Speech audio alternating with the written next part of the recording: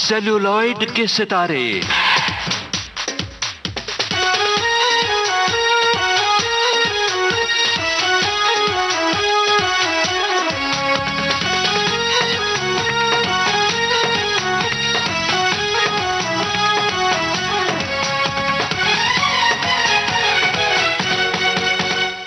Celluloid के सितारे।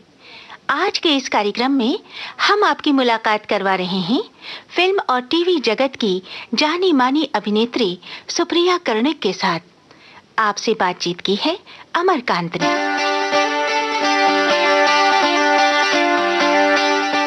दोस्तों नमस्ते, मैं हूं अमरकांत और आज सेल्यूलॉइड के सितारे प्रोग्राम में सेल्यूलॉइड की दुनिया से एक ऐसा जगमगाता सितारा हमारे स्टूडियो में आया है जिसकी चमक से हमारा स्टूडियो रोशन हो गया है। खूबसूरत, एक दिलकश आवाज की मालिक, फिल्मों की जानी मानी हस्ती सुप्रिया कर्णिक। बहुत बहुत स्वागत है सुप्रिया जी आपका विविध भारती के स्टूडियो में। नमस्कार। नमस्कार। Thank you very much Amarkant ji. नहीं कि आपने मेरी इतनी तारीफ की। अभी से आप अगर थैंक यू बोलने लगेंगी तो मुश्किल हो जाएगी। बिल्कुल नहीं होगी। मुझे लगा कि जिस तरीके से आपने मुझे यहाँ पे इनवाइट किया है और मुझे आपने बताया कि प्लीज़ आप आइए, हमारे विविध भारती के द्वारे आप अपने फैंस और जो बाकी के लोग हैं इनको थोड़ी सी अपनी खुद की जानकारी दीजिए। ये सब सुनकर I was really really very happy. Thank you. I should really thank you and Vividh Bharati to call me over here to give this interview. अब दोस्तों को मैं थोड़ा सा आपके बारे में बता दूं, उसके बाद ये सिलसिला शुरू करेंगे। दोस्तों, सुप्रिया जी को आपने सबसे पहले फिल्म ताल में देखा। ताल में अक्षय खन्ना की चाची का रोल इन्होंने किया था कि मुझसे शादी करोगी फिल्म में अमरीश पुरी साहब की पत्नी का, यानी एक बूढ़े की जवान बीवी का जो रोल किया था इन्होंने, उसमें कहीं कहीं ऐसा लग रहा था कि ट्रैक जो है वो सलमान खान के साथ भी चलेगा। बीच में कहानी में थोड़ा सा ट्विस्ट ऐसा भी था और आप सभी ने इनको हर एक फिल्म में बहुत बहुत पसंद किया है, ये हम जानते हैं और इसीलिए हम सुप्रिया जी को यहाँ ले आए हैं और अब बहुत सी बातें अगले 1 घंटे में हम करने वाले हैं। तो सुप्रिया जी, सबसे पहले तो आप हमें ये बताइए, आप फिल्मों में कैसे आई और अगर आई तो ये ऐसे रोल में क्यों आई? क्योंकि आपको देख के मैं ही नहीं, हिंदुस्तान का हर सिने दर्शक यही सोचता होगा कि ये हीरोइन क्यों नहीं बने। बस अब इस सवाल का जवाब कि मुझे हीरोइन में क्यों नहीं लॉन्च किया गया, ये सवाल का जवाब तो खैर मैं नहीं दे सकती हूँ क्योंकि मुझे खुद को पता नहीं है।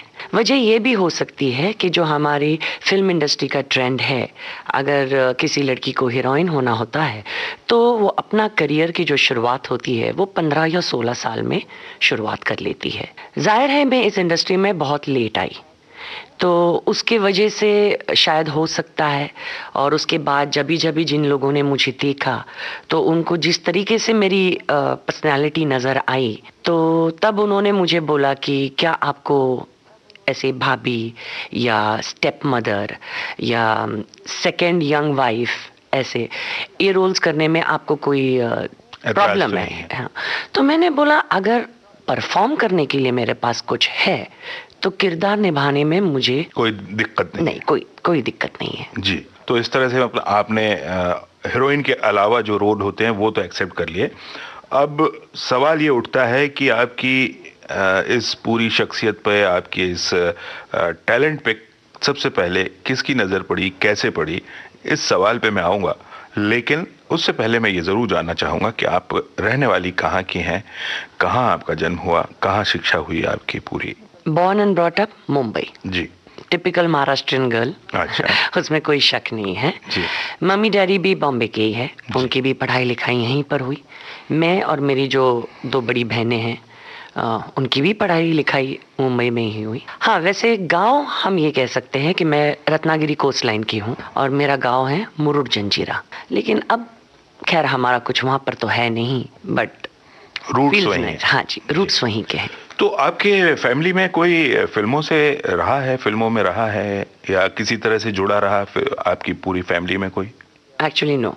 हाँ, एक बात ज़रूर है कि मेरी डैडी की कज़न सिस्टर है, हर नेम इज़ मिसेस सुलभा आर्या। बस वही एक कनेक्शन है, अगर मेरे को किसी ने पूछा तो। लेकिन उसका ये मतलब नहीं है कि उन्होंने मुझे कभी कुछ कहा कि आप यहाँ पर आइए या इस फिल्म में आइए या कुछ ऐसा।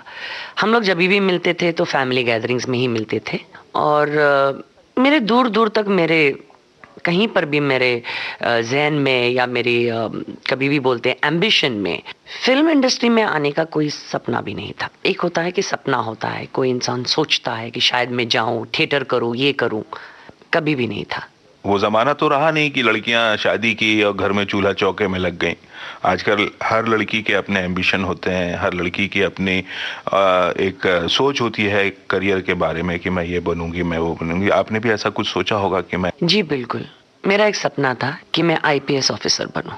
That was my dream actually, और मैं कंप्लीटली पूरी तरह उसी के तरफ सारी कोशिशें लगी हुई थी मेरी after the graduation and all.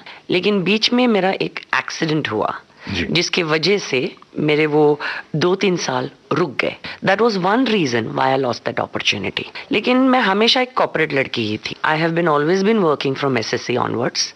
सारे काम कर चुकी हूँ, सारे कंपनियों में 90% काम कर चुकी हूँ। मतलब किस तरह के, कौन कौन से काम किए हैं? सब कुछ किया है मैंने शुरुआत की मेरे पॉकेट मनी के लिए बच्चों को ट्यूशंस देने से। तो उसके बाद मैंने एडवर्टाइजिंग में काम किया है, मैंने मार्केटिंग में किया है, मैंने, आप ये कह सकते हैं कि जब समर हॉलीडेज होते थे हमारे कॉलेज के, तो 2 महीने की जो छुट्टियां होती थी तो उसमें 1 महीने में काम करती थी, और जो पैसा इकट्ठा होता था उसके अगले महीने मैं खूब घूमने जाती थी। आई am very fond of travelling. अच्छा। मुझे अलग अलग जगह पे जाकर उसकी जो खूबियाँ होती है, लोग होते हैं, उनका खाना, रहना, खाना, कल्चर्स, वो सब देखने में मुझे बहुत मज़ा आता है। तो उसके बाद I worked in share market also. I have worked for a real estate agent also. I worked in a boutique. मतलब खिलौनों से लेके, कपड़ों से लेके, फोल्डिंग चेयर से लेके, मुझे लगता है मैंने ऑलमोस्ट सारी चीजें। इन सारी चीजों से होते हुए आप सिनेमा के पर्दे तक कैसे पहुंची? लेकिन उससे पहले एक गाना सुनना बहुत जरूरी है, और आपकी पसंद का गाना यहाँ पे हम सुनना चाहते हैं। मैं ये रिक्वेस्ट करूंगी कि आप मेरा ये गाना लगाइए, घुंघरू की तरह।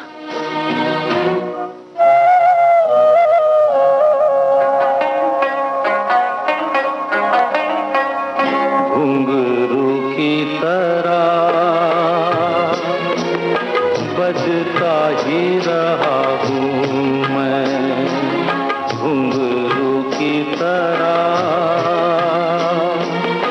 बजता ही रहा हूँ मैं।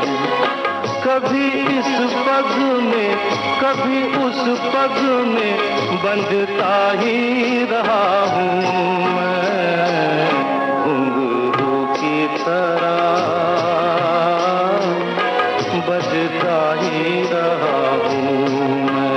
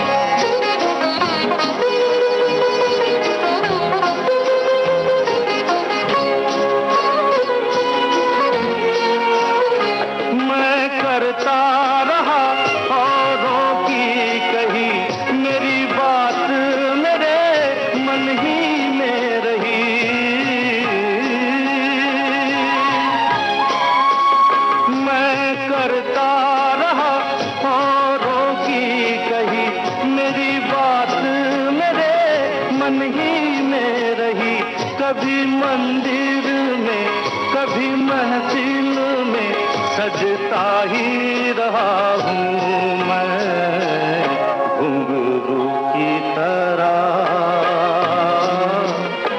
बजता ही रहा हूँ मैं। तो आपने जैसे कहा कि आपने ये काम भी किया, वो काम भी किया, तो यानी हर तरह के काम करने के बाद अल्टीमेटली आप फिल्मों की दुनिया में पहुंच गई। तो वो जो बात मैंने शुरुआत में आपसे पूछी थी कि आप पे नजर सबसे पहले किसकी पड़ी, किस तरह से आप फिल्मों में आई, या मुझे जहां तक पता है कि आपकी शुरुआत सीरियल से हुई थी। जी बिल्कुल। हाँ, और फिल्म ताल तो आपकी बहुत बाद में आई थी, उससे पहले आप सीरियल आप कर चुकी थी। जी जी। एक्चुअली मैं जब कॉलेज में थी तो पॉकेट मनी के लिए मैं मॉडलिंग करती थी। जी। सो उस मॉडलिंग के जरिए मेरा कुछ पोर्टफोलियो बन गया था। जी। तो मेरी एक सहेली थी जो एडवर्टाइजिंग सेक्शन जो होता है BR चोपड़ा का, that is Ravi Chopra's office, वो सेक्शन वो हैंडल करती थी। उसने मुझे बोला, यार सुप्रिया, मॉडलिंग करती हो, फोटोजेनिक हो, why don't you give your photographs. तो बोला, यार जाने दे यार, कहाँ मेरी लाइन, कहाँ ये। बोले डू इट, शायद कुछ क्लिक हो जाएगा। और इसी तरीके से मैं उसको एक दिन मेरे कुछ तस्वीरें दे आई। वो तस्वीरें कब, कैसे, कहाँ कहाँ तक पहुंची वो मुझे पता नहीं। एक दिन मुझे ऑफिस में फोन आया। That time I was working for Modiluft as a public relation officer at Santa Cruz airport. जी। तो मुझे फोन आया कि जी रवि चोपड़ा जी आपसे मिलना चाहते हैं। मुझे लगा कोई मेरे ऑफिस से मुझे छेड़ रहा है। टेलीफोन को मैंने हटा दिया कि लाइक हाँ ठीक है मालूम है, याद कर रहे हैं करके, हाँ मालूम है बुलाया करके, चल रख दिया अभी फोन, बाद में बात करती हूँ, बिजी हूँ करके। दोबारा फिर आया। फिर जब उस तरीके से वो जब person was on the line, जिस तरीके से उनसे मुझे बात हुई, तब मुझे पता चला कि ये मुझसे कोई मजाक नहीं कर रहा है, ये वाकई किसी ऑफिस से फोन आया हुआ है। फिर मैं सीरियस हुई। और मुझे आज भी वो मुलाकात पता है, जब मैं रवि जी से मिलने गई थी, मैं बिल्कुल मोदी लुफ्ट के यूनिफॉर्म में चली गई थी। मेरे पास बाइक थी, वो बाइक लेकर मैं उनके 15th रोड खार के ऑफिस में चली गई थी। उन्होंने बोला स्क्रीन टेस्ट दो। मुझे तो पता भी नहीं था कि स्क्रीन टेस्ट क्या है। तो मैंने बोला sir I have never done it. So say do it. बस फिर उनकी नज़र पड़ी, फिर गुफी जी की नज़र पड़ी, और रवि जी और Gufi ji are the first people to select me, to give me this role. वहीं से शुरुआत हो गई। अच्छा, ये सीरियल आपका था कानून? जी, ये पहले ऑलरेडी एयर पर था DD1 पर, जिसका मेन रोल पंकज धीर और दीप दिलोन कर रहे थे। जी। और they were playing as the prosecutor and the defender. और बीच में यहाँ पे मर्डर सीक्वेंस के स्टोरीज होते थे। जी। तो उसके बीच का मैंने एक 6 एपिसोड की सीरियल की जिसका नाम था लापता लाश। जी। और वहां पर उनको चाहिए था एक कैथलिक वुमन का रोल। फिलहाल आज जो मैं हिंदी बोल रही हूँ, आप यकीन मानिए 12 साल पहले मेरी बिल्कुल हिंदी ऐसी नहीं थी। तो मैंने जब रवि जी को कहा कि मुझे हिंदी भी बराबर नहीं आती है, तो उन्होंने बोला लेकिन मुझे आपकी यही तो हिंदी चाहिए, this is the natural one. जी। तो एक गोवन बेस्ट यंग वुमन होती है जिसके पति का कत्ल होता है। तो इस तरह से आपका पर्दे की दुनिया से जुड़ाव हो गया। वो तो छोटा पर्दा था, लेकिन फिर आप बड़े पर्दे पर नजर आई, और जब नजर आई तो बड़े बैनर की बड़ी फिल्म, यानी मल्टी स्टारर फिल्म, बड़े लागत की फिल्म, और शोमैन कहे जाने वाले सुभाष घई साहब की फिल्म, उसमें आपको चांस मिला, और वो भी रोल बहुत ही अच्छा था। जी। ताल, वो कैसे मिला आपको? वो भी बिल्कुल ऐसे ही हुआ। जब तक मुझे सुभाष जी के ऑफिस से फोन आए तब तक हाँ मुझे 5 साल हो चुके थे। जिस तरीके से मैं बिल्कुल एक कच्चे नींबू की तरह जैसे रवि जी के पास में गई थी, खैर इस 5 साल में मैं काफी कुछ सीख गई थी कि डायलॉग्स कैसे बोला जाता है, मार्किंग क्या होती है। तो मुझे फोन आया सुभाष जी के ऑफिस से कि सुभाष जी आपसे मिलना चाहते हैं। फिर मैं गई, उनसे मिली, उन्होंने मेरा ऑडिशन लिया एंड उन्होंने बोला कि मुझे वो ऑडिशन पसंद आया है, ऐसा ऐसा रोल है, क्या तुम करना पसंद करोगी? और बस मैंने हाँ बोल दिया और हो गया। अच्छा सुप्रिया जी, देखिए उसमें आपने एक एल्डरली वुमेन का रोल किया था, मतलब आपकी उम्र से ज्यादा उम्र की महिला का रोल आपने किया था उसमें। तब आपको ऐसा महसूस नहीं हुआ कि ये, हालांकि आपने बताया कि आपको कोई एतराज नहीं था इस तरह का काम करने के लिए आपसे जब पहले कहा गया था, तो लेकिन फिर भी कहीं तो लगता है कि खूबसूरती की बात भी अगर करें तो माशाल्लाह बेहद खूबसूरत हैं आप। और हीरोइन और एक साइड की जो कैरेक्टर आर्टिस्ट है उसमें कोई ज्यादा फर्क नहीं नजर आता जब आप खड़ी हो। तो आपको कहीं कभी ऐसा नहीं लगा कि ये तो रोल जो है मेरे साथ नाइंसाफी हो रही है? कहीं कोई फ्रस्ट्रेशन या कहीं मन में कोई मलाल सा नहीं लगता? एक्चुअली नहीं लगता। इसकी वजह यह है कि मैं कभी इस फिल्म इंडस्ट्री में इतने आगे तक बढ़ूंगी या यहाँ तक पहुंचूंगी, इसके बारे में मैंने कभी सोचा भी नहीं था। मेरा ध्यान, मेरा करियर बिल्कुल किसी एक और लाइन पर था। तो ये बस ऐसे होते गया, जैसे सीढ़ियाँ होती है ना, जैसे इंसान कहीं से उठाकर उसे कहीं पर तुम रख देते हो और फिर वो अपनी जगह ढूंढना शुरू कर देता है। और फिर जैसे मैंने आपको कहा भी कि अभी भी वक्त है हमारे बॉलीवुड को वो सारी फिल्में और वो चीज़ें बनाने के लिए जो एक 35, 40, 45 या 50 की एक औरत एक लीड करेगी वो सिनेमा को, जो अक्सर हम लोग हॉलीवुड में देखते हैं। अभी भी हमारे कहीं ना कहीं हमारा यहाँ पे ट्रेंड ये है कि हीरो कितना भी सीनियर हो, the girl should be young. That trend is there. जी हाँ। लोग ना भी बोलेंगे, इस चीज़ को डिनाई भी करेंगे, लेकिन ये हकीकत है, इस चीज़ को आप मिटा नहीं सकते।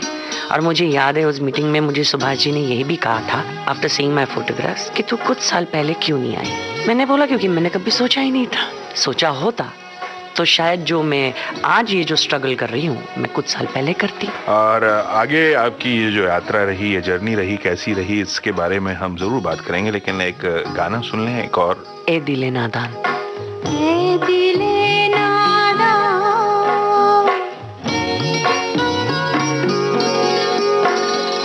ए दिले नादान,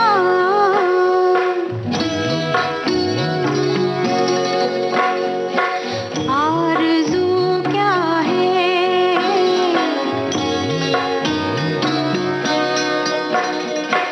जुस्तजू क्या है, ए दिले नादान, ए दिले नादान, आरज़ू क्या है, जुस्तजू क्या है।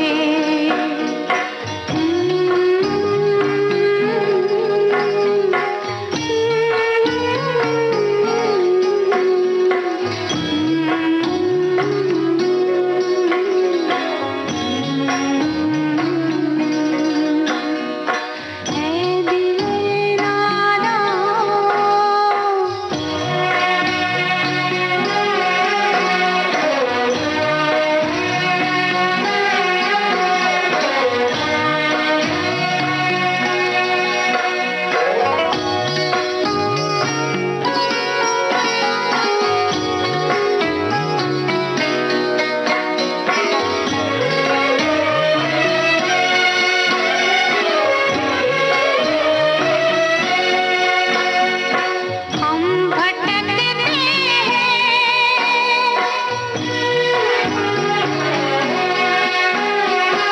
क्यों भटकते हैं दश्त सहरा में,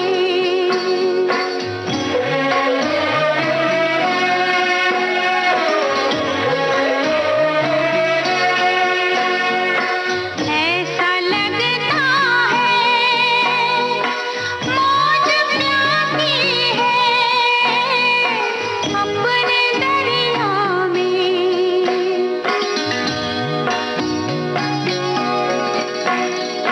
कैसी उलझन है,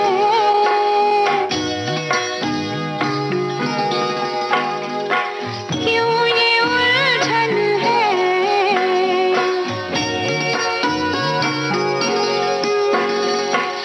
एक साया सा रूबरू क्या है, ए दिले नादान, ए दिले नादान। सुप्रिया जी, आप बचपन में जो नादानियां, शरारतें जो होती हैं, वो कितनी शरारती थी आप? पढ़ाई में कैसी थी आप? शरारती तो मैं बहुत थी, कोई शक नहीं है उसके बारे में। लेकिन कभी मम्मी डैडी को या टीचर्स को शिकायत करने का मौका इसलिए नहीं दिया क्योंकि पढ़ाई में अच्छी थी। तो मैं अक्सर डैडी को जाकर बोलती थी जब भी घर में शिकायत आती थी तो। माय मॉम वाज कूल, वो शांत रहती थी। पापा थोड़े फ्लस्टर्ड हो जाते थे कि अब ये क्या आया करके। तो मैंने पापा को हमेशा बोलती थी स्कूल की फीस तो वेस्ट नहीं कर रही हो ना, साल तो वेस्ट नहीं कर रही हो ना, पास तो हो रही हो ना, तो बाकी मैं क्या करती हूँ उससे आपको क्या लेना देना. सो ही यूज्ड टू से लाइक गॉड, मैं इस लड़की के साथ क्या करूं. जी. और टिपिकल टॉम बॉयज थी. या I don't think so I was that typical feminine करके जो लड़कियां होती है ना, मैं उनमें से बिल्कुल नहीं थी. I was always in sports and then मारामारी. अच्छा, मारामारी भी करते. हाँ, खूब कोएड स्कूल थी हमारी. अच्छा. और लड़के सबसे ज्यादा मार खाते थे मेरे हाथ से. अच्छा. फ्रॉम डे वन जरा लड़कियों के बारे में थोड़ी सी प्रोटेक्टेड रहती थी मैं, लाइक. अच्छा. तो जूडो कराटे भी सीखा होगा आपने? नहीं, सीखने की जरूरत नहीं पड़ती. वैसे वो पहले वो हाथ ही वैसे चल जाते हैं. इंडस्ट्री में कोई पिटा कि नहीं आपसे अभी? नहीं, इंडस्ट्री में अभी तक मुझे लगता है ये काफी बातें लोगों के कानों पे पहुंच गई हैं, तो वो पहले ही 2 कदम पीछे रह जाते हैं. अच्छा.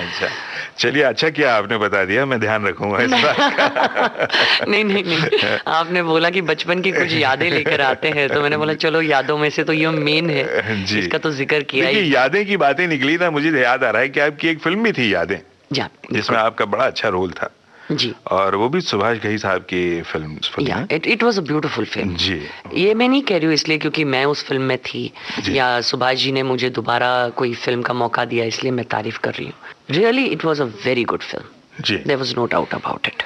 लेकिन पता नहीं क्यों इंडिया में उसे एक्सेप्ट नहीं किया गया, जबकि सरप्राइजिंगली वो ज्यादा करके इंडियन ऑडियंस के लिए था. आपने जितनी भी फिल्में की सब बड़े बैनर की फिल्में थी. कुछ छोटे बैनर की फिल्म या छोटी फिल्म जिसको कहा जाए, ऐसी कोई फिल्म मुझे ध्यान नहीं आ रही है. आपकी जितनी फिल्मों के भी नाम सामने आए हैं सब काफी बड़े बैनर की फिल्म रही है. तो आपका पूरा सर्किट ही उधर है. उसके बाद आप ये जो सीरियल्स हैं जो कि डेली सोप हो गए हैं जी. इनमें भी आप नजर आती हैं, तो कैसे मैनेज कर पाती हैं ये? क्योंकि सीरियल्स के जो आर्टिस्ट हैं उनके साथ तो डेट्स की बड़ी प्रॉब्लम होती है. नहीं, मैंने शुरुआत से है ना कभी भी ये गलती नहीं की ये कहने के लिए कि मैं टीवी छोड़ दूंगी. हाँ. जबकि अक्सर जब मैं फिल्मों में आना शुरू कर दिया और फिर मेरी सारी फिल्में जब रिलीज होने लगी तो काफी लोगों ने बीच में ये भी मुझे कहा कि आप टीवी छोड़ दीजिए जी. तो मैंने बोला जहां से मेरी शुरुआत हुई है, जहां से मेरी पहचान हुई है, जहां से मैंने सब कुछ सीखा है, उस सीढ़ी को मैं नहीं छोड़ना चाहती हूँ. और इसीलिए जब भी मैं किसी भी फिल्म लोगों से बात करने जाती हूँ तो बहुत पहले से ही मैं क्लियर कर देती हूँ कि देखिए मैं टीवी भी करती हूँ. तो अगर आप मुझसे एडजस्ट कर सकते हैं तो ही हम आगे बात बढ़ाते हैं. बिकॉज किसी भी प्रोड्यूसर को नुकसान नहीं होना चाहिए जी. जो भी हो. ये जरूरी नहीं है कि मैं बहुत बड़े प्रोड्यूसर का काम कर रही हूँ इसलिए मेरे लिए मेरा टीवी का प्रोड्यूसर छोटा हो गया जी. नहीं. और जहां पर मैं जब मुझे डेली सोप करने जाती हूँ तो मैं उनको बोलती हूँ कि मैं बीच बीच में फिल्में भी करने जाऊंगी, तो यू बी प्रिपेयर्ड कि कुछ दिनों में आपको मुझे रिलीज करना पड़ेगा. और फिर दूसरी बात तो ये है कि टीवी जो डेली सोप है वो चलते रहता है साल, 1.5 साल, 2 साल. और जहां पर फिल्मों की बात आती है वो बस कुछ पीरियड का टाइम रहता है. 45 डेज. आजकल तो फिल्में भी जल्दी बनती हैं, 45 to 50 डेज में खत्म हो जाती हैं. And then if you are doing a character role तो तुम्हें पूरा 45-50 डेज देने की जरूरत ही नहीं पड़ती है. 15 या 20 दिन मांगते हैं वो, जो 2-3 शेड्यूल्स में डिवाइड होता है. So I think I am happy from both the sides. Adjust कर लेते हैं. और इस दौरान मॉडलिंग भी आपका सिलसिला चालू रहता है या नहीं? अगर कहीं बीच में से मौका मिल गया तो मैं कर लेती हूँ. बट हाँ, एडवर्टाइजमेंट और मॉडलिंग की तरफ because of TV and film मैं उतना ध्यान नहीं दे पा रही हूँ. तो उस तरफ पूरा आपकी तरफ से कोई कोशिश नहीं रहती मॉडलिंग में? नहीं, कोशिश मतलब कि एक तो क्या हो जाता है, फिल्म और टीवी इंडस्ट्री जो है वो कम्प्लीटली वेस्टर्न सबब में सिचुएटेड है और एडवर्टाइजमेंट और जो मॉडलिंग है वो पूरा टाउन की तरफ टाउन में है. तो completely you can say that both the business are divided. जी हाँ जी. इट्स लाइक अगर आप एक जगह पे हो तो वहीं पे ध्यान दो. ऐसा नहीं है कि अगर मुझे डायरेक्टली किसी ने बुलाया तो मैं ना बोल देती हूँ, मैं जरूर करती हूँ. But I am not completely concentrating on that. अभी आपको क्या लगता है कि क्या महसूस करती हैं आप कि किस तरह के रोल आप करना चाहती हैं अभी? I am very happy doing negative roles. मुझे उसमें कभी गिला शिकवा नहीं था उस चीज. हाँ, मैं ये मेन बात यही थी क्योंकि आपके जितने भी रोल्स मैंने देखे हैं वो कैरेक्टर रोल भले कह लें उनको, लेकिन उनमें नेगेटिव शेड शुरू से रहा है.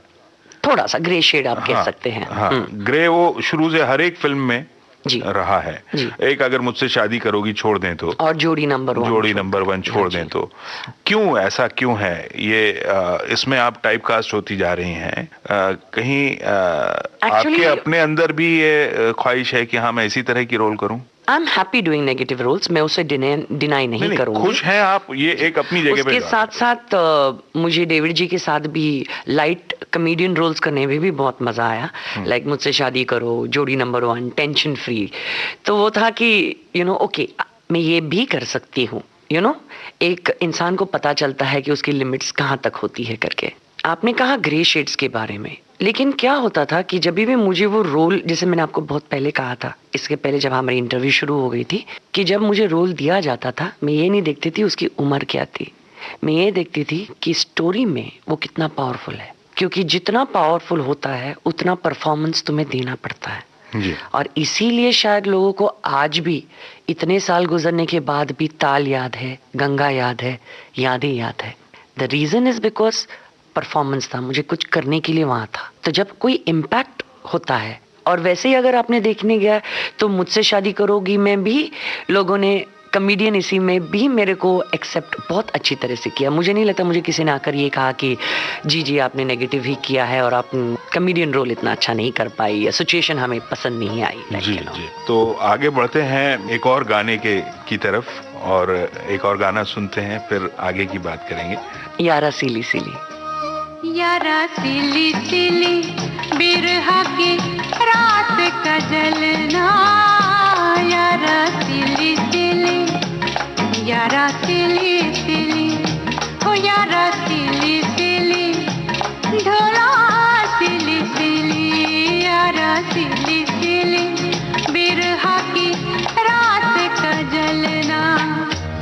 ये भी कोई जीना है, ये भी कोई जीना है, ये भी कोई मरना, यारा सिली सिली बिरहा की रात का जलना, यारा सिली सिली, ढोला सिली सिली।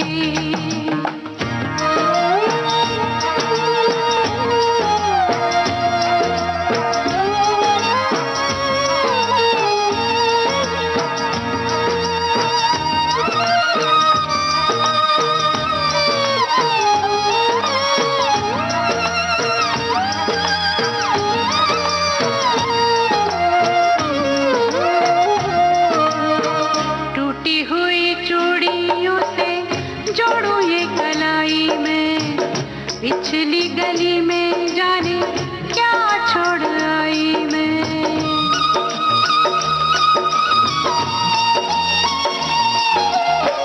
टूटी हुई चूड़ियों से जोड़ू ये कलाई में, पिछली गली में जाने क्या छोड़ आई मैं।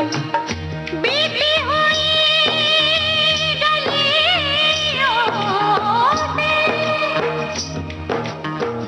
बीती हुई गलियों से फिर से गुजरना, यारा सिली सिली, ढोला सिली सिली, हो यारा सिली सिली बिरहा की रात का जलना, यारा सिली सिली, ढोला सिली सिली।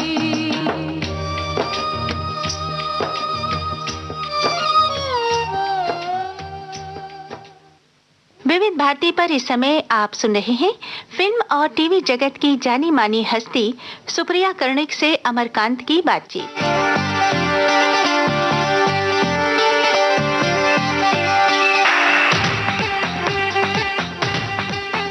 दोस्तों, जब आप ये गाना सुन रहे थे तो सुप्रिया जी मुझसे पूछ रही थी कि मेरी हिंदी ठीक है या नहीं ठीक। अब इन्होंने ये मुझसे पूछा है तो मैं इनको ये बता दूं कि हिंदी आपकी बहुत अच्छी है और उससे भी अच्छी आपकी आवाज है। Thank you so much. आवाज बहुत ही अच्छी लगती है। Thank you. इस पे भी थोड़ी सी बात करते हैं जी। कभी आपने, जैसे बॉम्बे में वॉइसिंग का एक अलग अपना फील्ड है, करियर है, जी। इस तरफ कभी सोचा आपने? जैसे आपसे मैं जब कल फोन पे बात कर रहा था तो आपकी आवाज की तारीफ मैंने तब भी की थी, जी आपने की थी। और लुक्कू सन्याल जी का नाम हमारी बातचीत के दौरान आया था। I was really thrilled because उनकी आवाज तो मुझे भी बहुत पसंद है। हाँ, तो आपने कभी सोचा कि मैं न्यूज रीडर बनूं या मैं वॉइसिंग की फील्ड में जाऊं, क्योंकि ये करियर भी अपने आप में बम्बई में हमारी इस शहर में बहुत very very renowned and very good career, हाँ। Very good career. तो आपको किसी ने कहा नहीं कि आपकी आवाज बहुत अच्छी है, आप इसमें हाँ, कोशिश ये कीजिए? कहा है काफी लोगों ने जी। कि अक्सर ये हो जाता है कि जब भी मैं कहीं चली जाती हूँ, मेरी अगर कहीं पीठ होती है, कोई दुकान में अगर मैं कहीं रहती हूँ और मेरी पीठ होती है, अगर मैं दुकानदार से बात करती रहूंगी तो पीछे से कोई आकर मुझे कहता है मैंने आपको आपकी आवाज से पहचाना, आप ताल पिक्चर में है ना।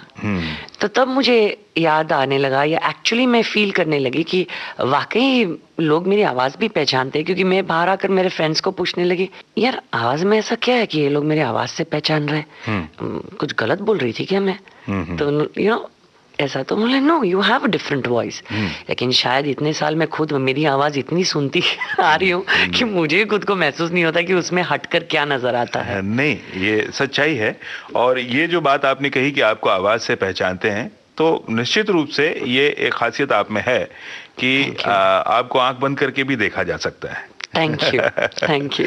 तो सुप्रिया जी, खैर आपने अभी तक अगर वॉइसिंग की फील्ड में कोई कोशिश नहीं की है तो आगे सोचिएगा इस बारे में, वहां भी बहुत अगर आप मुझे ऑफर दे रहे हैं तो बिल्कुल मंजूर है, ये भी फील्ड हम सीख लेते हैं। हाँ बिल्कुल बिल्कुल, कुछ बहुत सी संभावनाएं वहां आपके लिए हैं, इंतजार कर रही हैं। अब हम और थोड़ा सा पीछे आपके जीवन में जाते हैं। बचपन की हम बात कर चुके हैं, जवानी की तरफ बढ़ते हैं, कॉलेज के दिनों में जाते हैं। और फिर मुझे आपकी खूबसूरती की तारीफ करनी पड़ेगी। अगर आपकी खूबसूरती की तारीफ करने बैठूं तो ये पूरा प्रोग्राम कम पड़ेगा।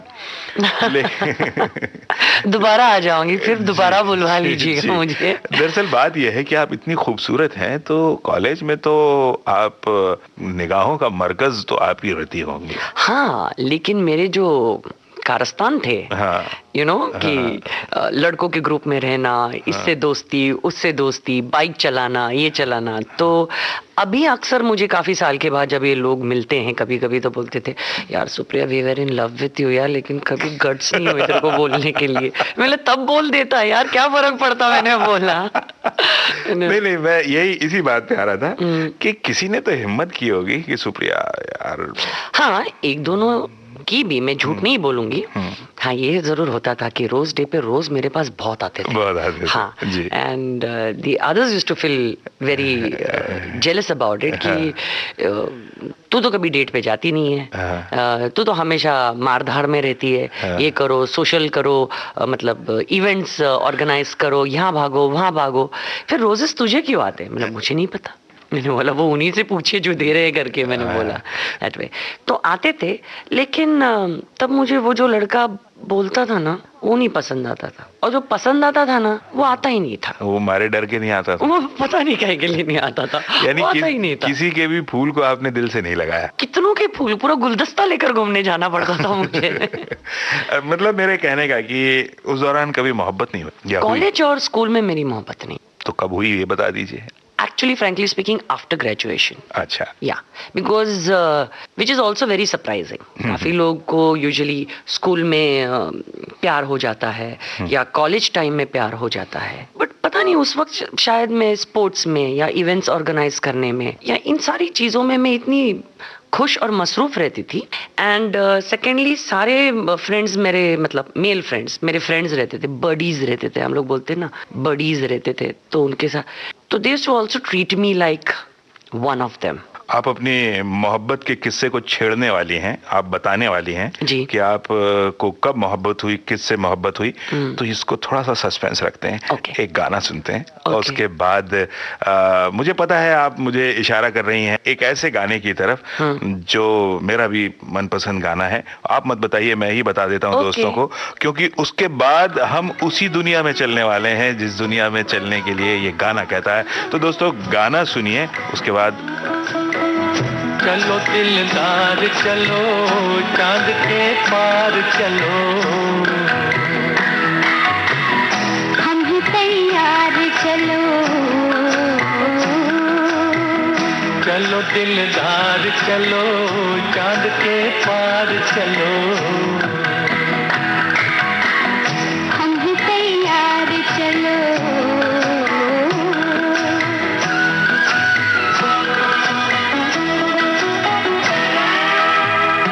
आओ खो जाए सितारों में कहीं,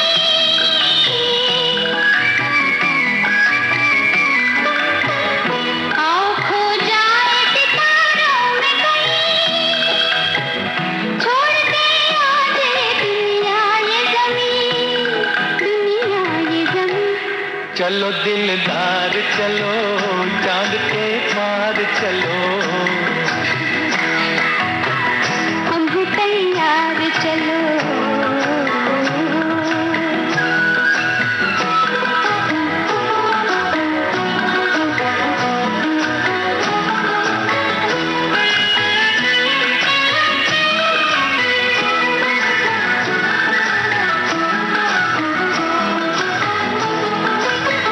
हम नशे में है संभालो हमें तुम, हम नशे में है संभालो हमें तुम, नींद आती है जगा लो हमें तुम, जगा लो हमें तुम। चलो दिलदार चलो, चांद के पार चलो। हम हैं तैयार चलो,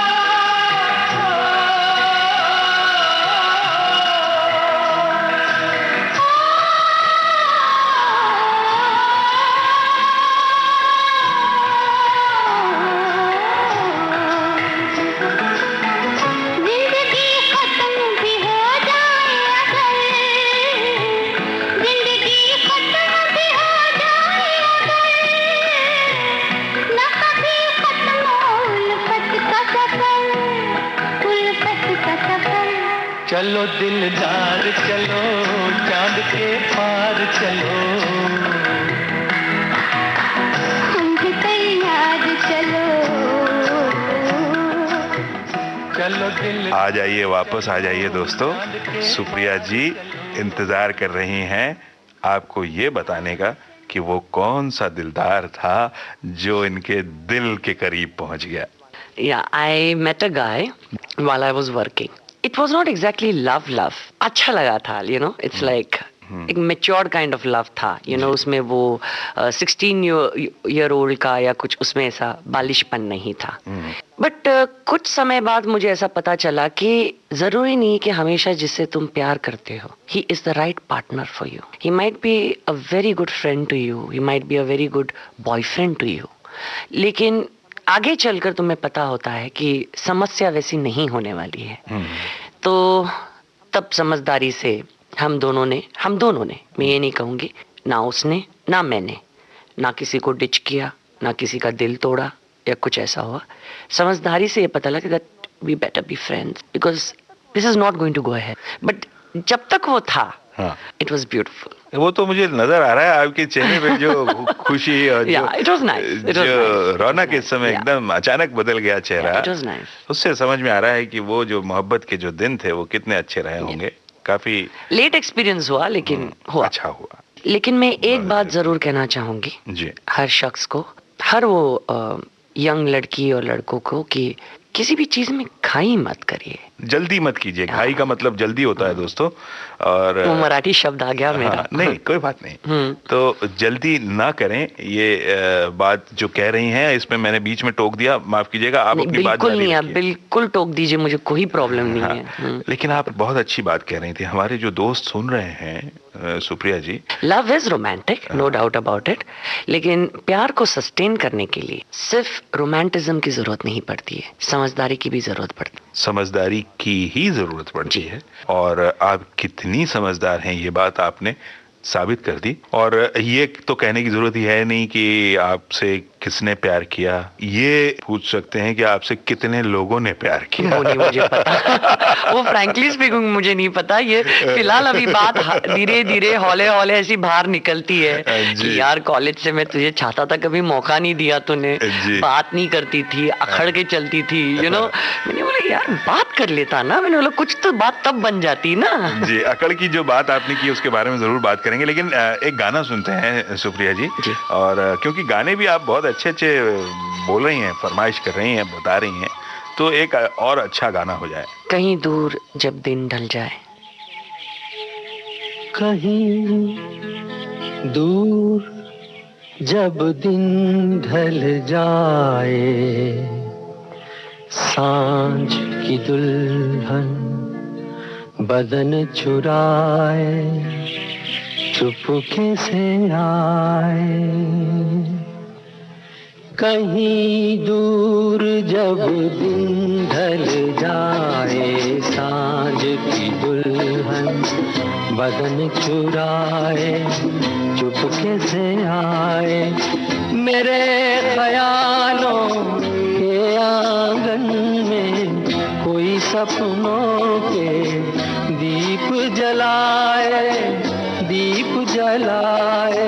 कहीं दूर जब दिन ढल जाए, सांझ की दुल्हन बदन चुराए, चुपके से आए।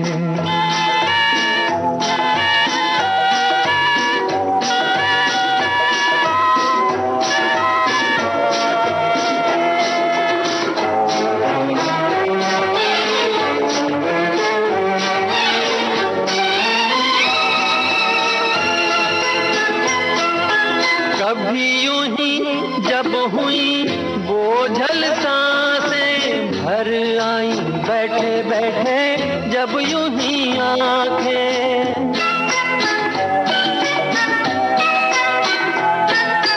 कभी यूं ही जब हुई बोझल सांसें, भर आई बैठे बैठे जब यूं ही आंखें। तभी मचल के प्यार से चल के छुए कोई मुझे, पर नजर न आए, नजर न आए। कहीं दूर जब दिन ढल जाए, सांझ की दुल्हन बदन चुराए, चुपके से आए।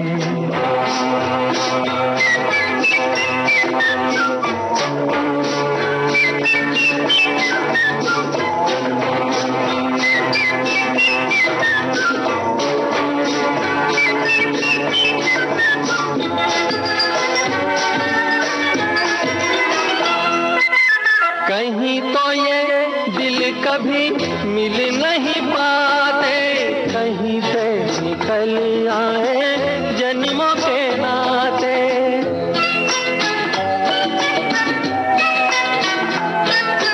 कहीं तो ये दिल कभी मिल नहीं पाते, कहीं से निकल आए जन्मों के नाते। है मीठी उलझन गहरी अपना मन, अपना ही होके सहे दर्द पर आए, दर्द पर आए। कहीं दूर जब दिन ढल जाए, सांझ की दुल्हन बदन चुराए, चुपके से आए। तो सुप्रिया जी, दिन ढलने में अभी बहुत वक्त है, और हमारी इस बातचीत को ढलने में भी वक्त है, और मैं तो नहीं चाहूंगा कि ये ढले या खत्म हो। जब देखेंगे, जब घड़ी हमसे कहेगी कि अब वक्त हो रहा है, तब की तब सोचेंगे। वक्त ही बताता है कि वक्त हो चुका है। जी जी। आपने बताया कि आप आईपीएस बनना चाहती थी, तो पढ़ाई लिखाई में आप काफी, आपने ये भी बताया कि अच्छी थी जी। तो वो अब तो मौका नहीं मिलता होगा पढ़ने लिखने का आपको? No, I am very fond of reading. मुझे पढ़ने का बहुत शौक है। लेकिन वक्त कहाँ हो मिलता होगा? मैं नॉवेल्स बहुत पढ़ती हूँ। I am not talking about studies, like मैंने स्टडीज कंटिन्यू करने की मैं बात नहीं कर रही हूँ, बट रीडिंग का मैं बहुत शौक रखती हूँ। गाड़ी में बैठकर कहीं पर भी मैं जाऊँ, मुझे मेरी किताबें जरूर लगती। वेरी फॉन्ड ऑफ म्यूजिक जी, वेरी फॉन्ड ऑफ बुक्स जी, very fond of painting and very fond of travelling. आप हिंदुस्तान के कौन कौन से शहरों में और विदेशों में कहाँ कहाँ आपने? I have seen of course Maharashtra, Nagpur, Goa, Gujarat, Rajasthan is my favorite place. Then the north, that is Kullu Manali, Dalhousie, Shimla and Kashmir. Recently I had been to Kashmir. On this side I have gone to Darjeeling, Calcutta. एक खास बात हर interview में हर लड़की से पूछा जाता है, खाना बनाना जानती हैं कि नहीं आप? हाँ, चाय बनाना नहीं जानती। फिलहाल यहाँ कोई ऐसी कोई डर की बात नहीं है, मैं तो आपसे चाय बनाने के लिए कहूंगा नहीं, और आप अगर कभी बुलाएंगी तो आपने बता दिया कि आप चाय बनाना नहीं जानती। खाने में क्या क्या बना लेती हैं आप? Completely everything, veg, non-veg. I am an ex-catering college student also. अरे वाह, कितनी खासियतें हैं आपके अंदर। बस जैसे मैंने आपको बोला, जहाँ जहाँ मुझे मौका मिलते गया मैं पढ़ती गई। I finished my catering course, I finished my travel and tourism course, I finished my telephone operating course. जहाँ जहाँ मुझे पढ़ने का मौका मिला, जहाँ जहाँ मुझे सीखने का मौका मिला। फिर एक बार फिल्मों पे और सीरियल्स वगैरह में आते हैं कि जैसे आपके कुछ सीरियल्स हैं, चंदन का पलना, रेशम की डोरी, ये दिल चाहे मोर, वो रहने वाली महलों की। उससे पहले की बात करें तो शांति, शतरंज, ये फिर तो आपके सीरियल थे। और फिल्मों की ताल की यादें की बातें तो हम कर ही चुके हैं, जिस देश में गंगा रहता है, और जोड़ी नंबर 1 की बात हमने की, और खेल सुनील शेट्टी की फिल्म, आर्यन, जो ये इस तरह की ये जो फिल्में जो आप करती हैं, इन फिल्मों में जो आप हमें नजर आती हैं, इनमें आपका फेवरेट को स्टार, देखिए बहुत डिप्लोमेटिकली जवाब मत दीजिएगा कि नहीं मुझे तो ये भी अच्छा लगता है, वो भी अच्छा लगता है, आपको क्या लगता है कि आपकी बहुत मजा आपको किसके साथ काम करने में? गोविंदा, जिस देश में गंगा रहता है जी, आपकी। Because I find him as a complete actor. वो डांस तो इतना सुपर्ब करते हैं कि it's like he doesn't even come and learn the steps, बस सेट पर आ जाते, खट कर लेते, and he is such a nice person to work with. तो मैंने आपको कोई डिप्लोमेटिक आंसर दिया ही नहीं।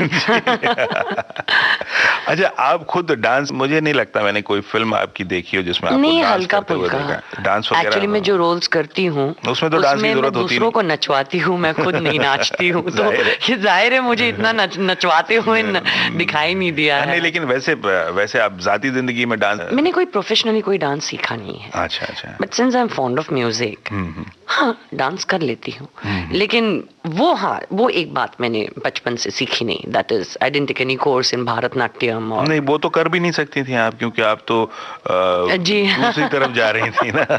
बिल्कुल, आप तो नचाने वाली स्थिति में थी। हाँ, नाचने वाली स्थिति में सिलसिला अभी भी जाए।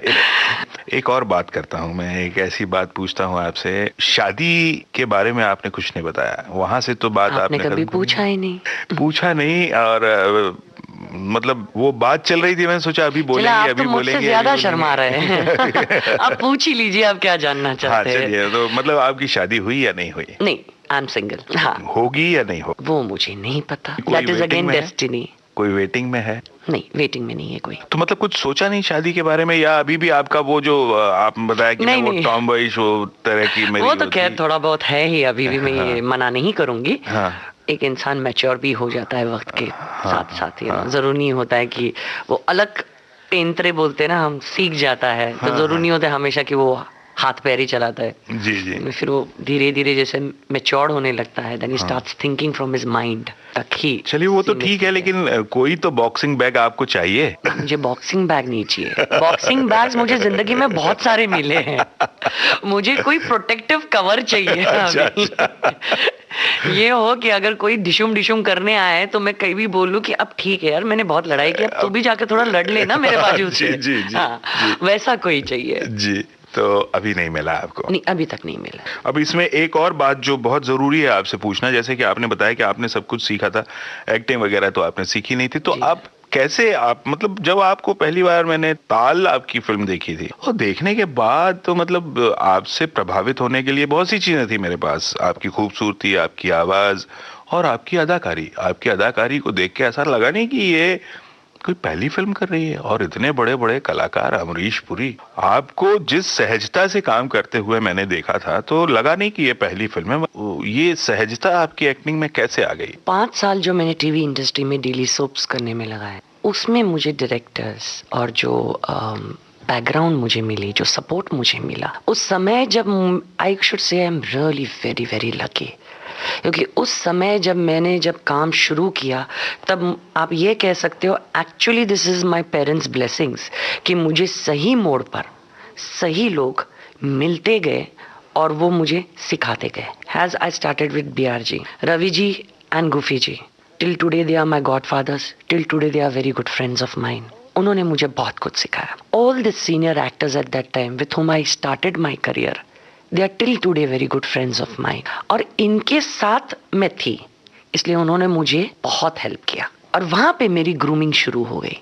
So by the time that 5 years was crossed and I came for the film, फर्क तो इतना ही था ना कि वो 21 इंचेस से 70 mm में गया. सारी बाकी की चीजें तो वही थी. सामने भी तुम्हें एक कैरेक्टर निभाना है, ये है वो है. ठीक है कि I had big people, but I would say I had very big people in my TV industry also. एक गाना सुन लेते हैं.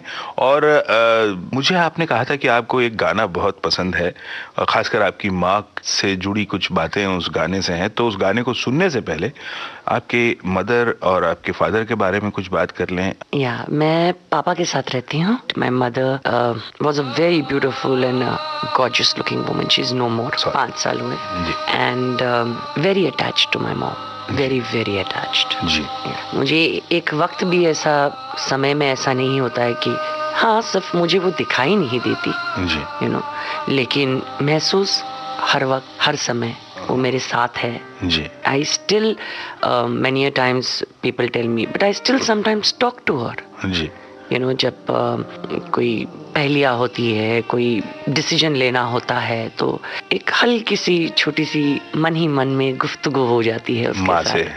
तो ताकि एक होता है ना कि एक दिशा मिल जाए, कहीं मैं रॉन्ग डिसीजन ना ले लूँ किसी भी चीज में. जी जी जी. जिंदगी की कोई भी राह में. तो आइए फिर एक गाना इस जगह पे सुनते हैं. कौन सा गाना है? वो कलयुग फिल्म का है आदत. तू मुझ में कहीं बाकी है, पलकों में बन के आंसू तू चली आती है, जुदा होके भी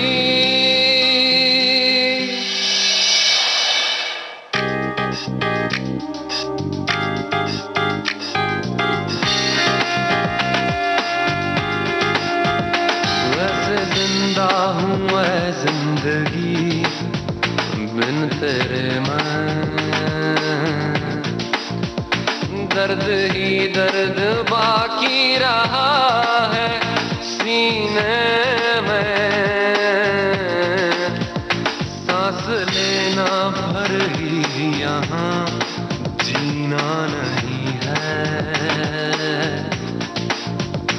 अब तो आदत सी है मुझको ऐसे जीने में, जुदा होके तू मुझ में कहीं बाकी है,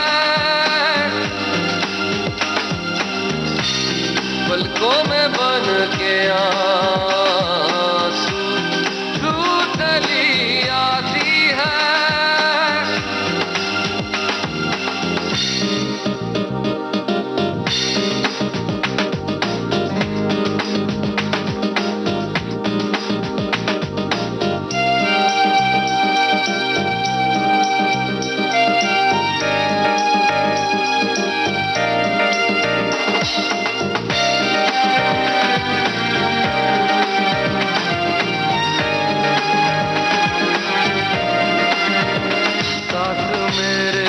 तू हर पल शब के अंधेरे में, पास मेरे है तू हर दम उजले सवेरे में, दिल से धड़कन भुला देना आसान नहीं है। अब तो आदत सी है मुझको ऐसे जीने में, जुदा के भी तू मुझ में कहीं बाकी है। पलकों में बन के आंसू तू चली आती है।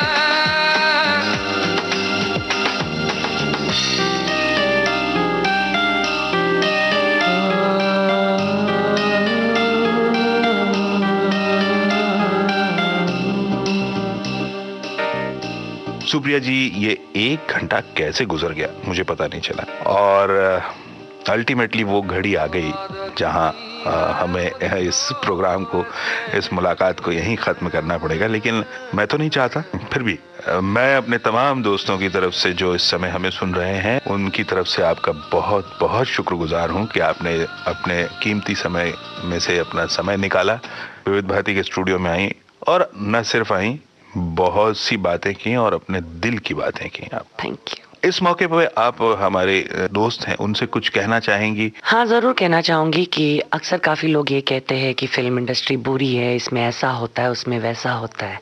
मुझे ऐसा लगता है कि अगर सही वक्त पे अगर किसी ने सही डिसीजन नहीं लेते हैं या गलत राह पे चले जाते हैं, तो धोखा तो आपको किसी भी समय, किसी भी वक्त, कहीं पर भी आप होंगे तो भी आपको मिलेगा। तो उसके वजह से आप किसी एक इंडस्ट्री को बदनाम ना करें। It's a very talented industry, it is lot of hard work in it, और इसमें कभी कभी इंसान आ जाता है, लेकिन इस इंडस्ट्री में सस्टेन करना बहुत मुश्किल होता है, और वहीं पर आपकी समझदारी बहुत काम आती। तो don't think that the industry is a bad place, it's a wonderful place. आइए, जरूर आइए, लेकिन थोड़ा बच के भी आइए, तैयार होके आइए, बिल्कुल, और समझदारी से डिसीजन लीजिए। बहुत बहुत शुक्रिया सुप्रिया जी, थैंक यू, विविध भारती में आने का, इतनी सारी बातें करने का। Okay, and thank you for inviting me. It was my pleasure to come here. जी, नमस्कार। नमस्कार।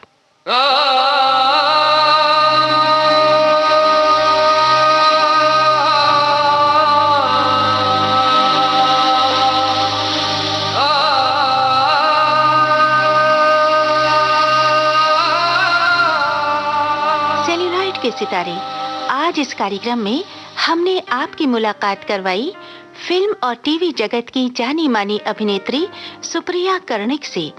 आपसे बातचीत की अमरकांत ने। इस कार्यक्रम के निर्माण में तकनीकी सहयोग मिला मंगेश सांगले से। संयोजन, संपादन और प्रस्तुति अमरकांत दुबे।